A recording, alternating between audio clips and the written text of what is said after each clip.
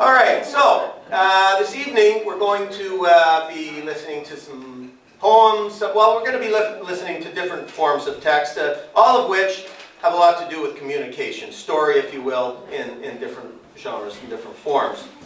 And I think it's important to think about what this means. And so to begin, I think I'll just tell you a quick little story, and it might put things into context tonight.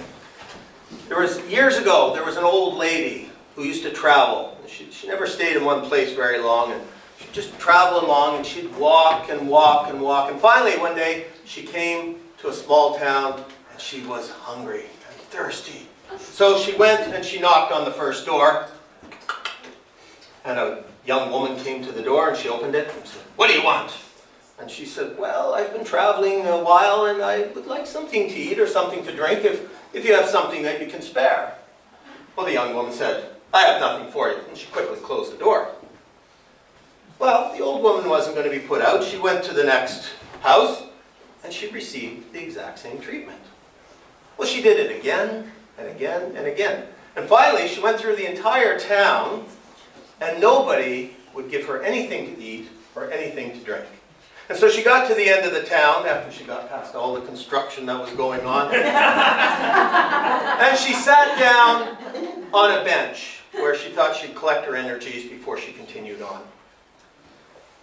And it was at that moment there was a large hubbubaloo that started down at the other end of town, and she got up and looked down, and she saw a young man come riding in on a big stallion, and he had a long flowing black cape coming off his back.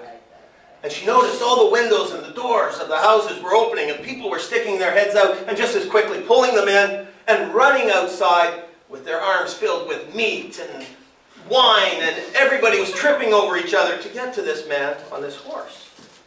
Well, the old lady was not impressed at all. So she got up and she walked down to the end of the street, and she waited for everybody to clear away. And then she got his attention in the only way that she could.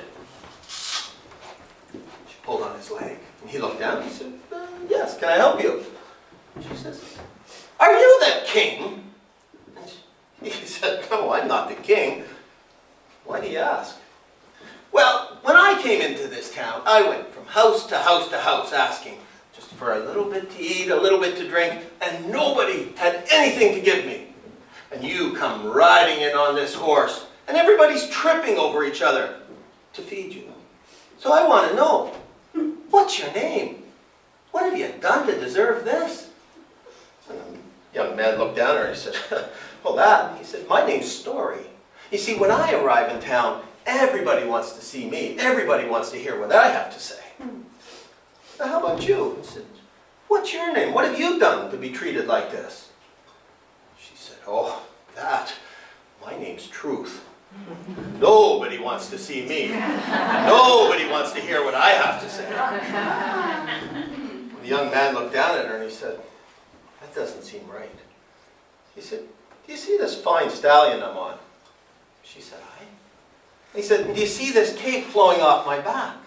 He said, "Yeah, I see that." And she said, "How about if you climb up onto the horse and hide in under my cape, and you'll travel with me. And that way, when somebody feeds me, you'll eat. And if anybody brings wine for me, you'll have some wine as well." Well, she thought that was a great idea. And so she did. She climbed up on the horse, and she hid in under his cape. And they started riding together. And from that point on, they just always rode together. And that's why, even today, whenever you hear a story, there's always a little truth hidden in there.